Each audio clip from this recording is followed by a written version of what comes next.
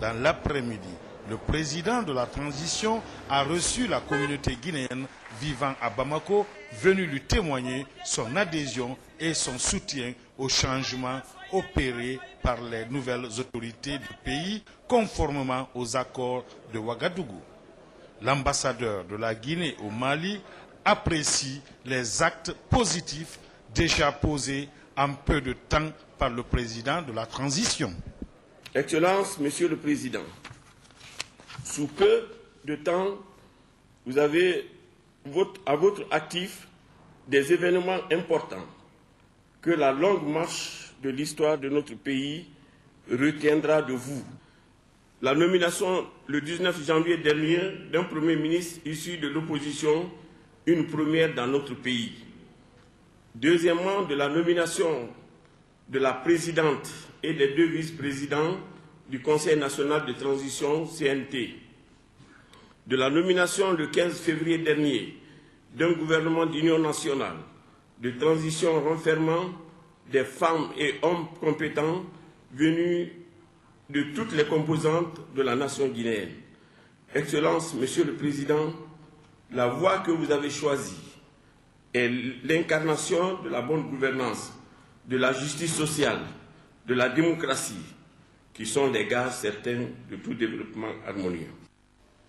Le président de l'amicale des Guinéens résidant au Mali a émis le souhait de leur présence dans le Conseil national de la transition, mais aussi leur implication dans le processus de transition déjà amorcé dans notre pays. En venant sur notre terre d'accueil, le Mali, et en acceptant d'entretenir la colonie guinéenne, c'est pour vous imprégner des préoccupations majeures de la colonie qui, du reste, ne diffèrent pas de celles des populations guinéennes. Il s'agit, outre du respect de la dignité, de la non-discrimination, du respect des différences, de l'égalité des chances et de la sécurité nationale. Excellence, Monsieur le Président, l'heure n'est plus au discours, mais aux actes. Les discours dithyrambiques ne nourrissent pas le peuple. Le peuple de Guinée a soif de liberté et de démocratie.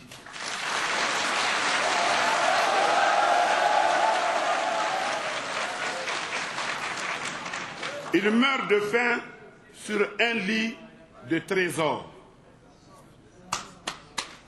C'est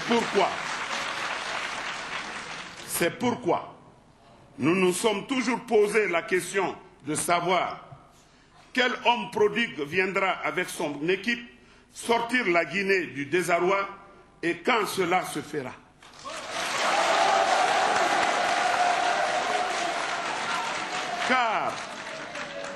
Car nous ne croyons pas à la malédiction dont pensent certains à courte d'imagination. Le peuple de Guinée croit fermement du changement et ça doit changer.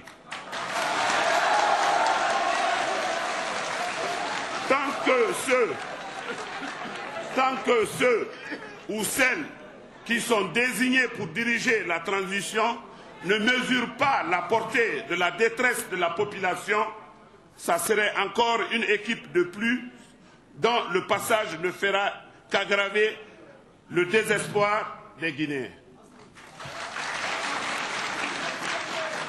Excellence, Monsieur le Président, lors de notre passage à Conakry, nous vous avions apporté un discours-programme en guise de contribution. Compte tenu des expériences reçues du modèle malien, nous sollicitons notre place au sein du Conseil national de transition, le CNT, et notre intégration au processus démocratique. Mes compatriotes, tout d'abord, je vous demanderai qu'on n'a qu'à se lever et observer une minute de silence à nos compatriotes qui sont tombés le 28 septembre.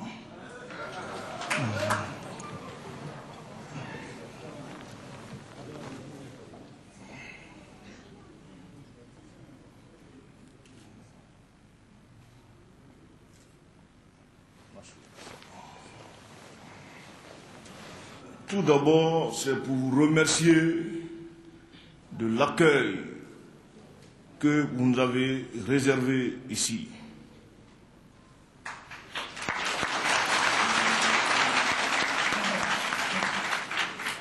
Pour cela, nous vous remercions sincèrement.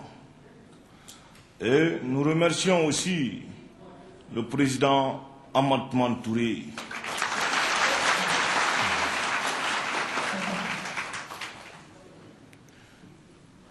L'ère que nous vivons aujourd'hui même, c'est l'ère de la démocratie.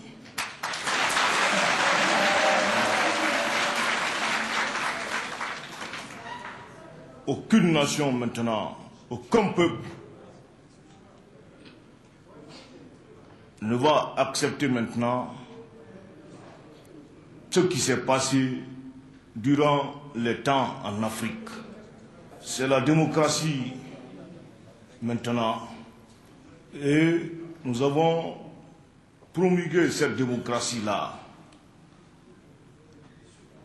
Mais en allant dans la démocratie, nous devons aller dans la paix, dans la cohésion, dans la concorde nationale. La Guinée appartient à tous les Guinéens, que ce soit les Guinéens de l'extérieur ou de l'intérieur, ont combattu pour aller à la démocratie.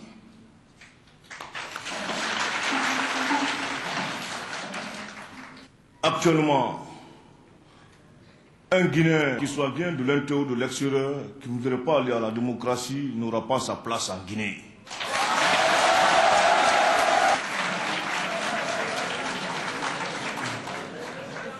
Nous devons nous donner la main, au moins pour la première fois dans notre histoire. Prenons un peu l'exemple sur les autres pays qui entourent la Guinée. La plupart de ces pays sont arrivés à aller à la démocratie. Ils sont arrivés à faire des élections libres, transparentes.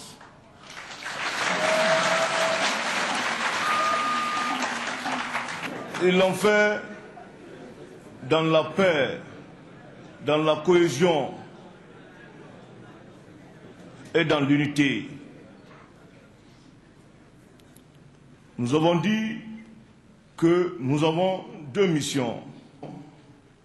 C'est d'envoyer le peuple de Guinée pour les élections.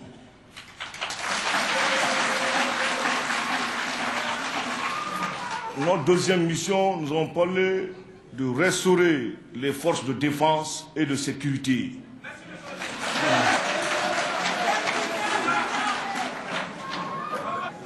Qu'ils soient Guinéens de l'intérieur, qu'ils soient Guinéens de l'extérieur, nous tous, nous avons les mêmes droits et les mêmes devoirs.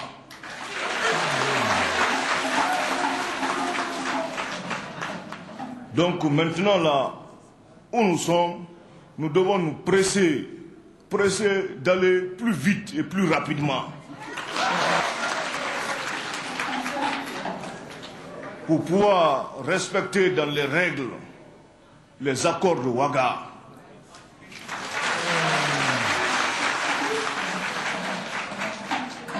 Donc chaque Guinéen, qu'il soit de l'intérieur ou de l'extérieur, doit se mettre dans sa tête qu'il reste maintenant 4 mois pour aller à des élections transparentes, libres.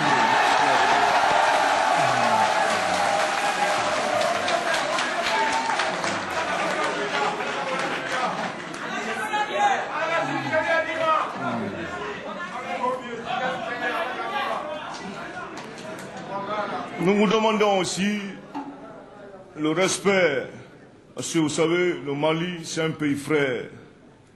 Et nous vous demandons de respecter les règles, les lois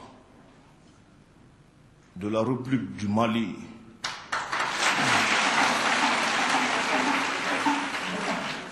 Et surtout, l'hospitalité qui vous apporte ici.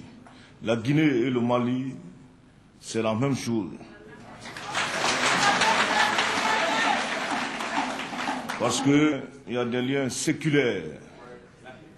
Et nous vous demandons à vous aussi, Guinéens vivant sur le sol malien, de tisser la cohésion, la solidarité, l'amitié et l'unité entre vous.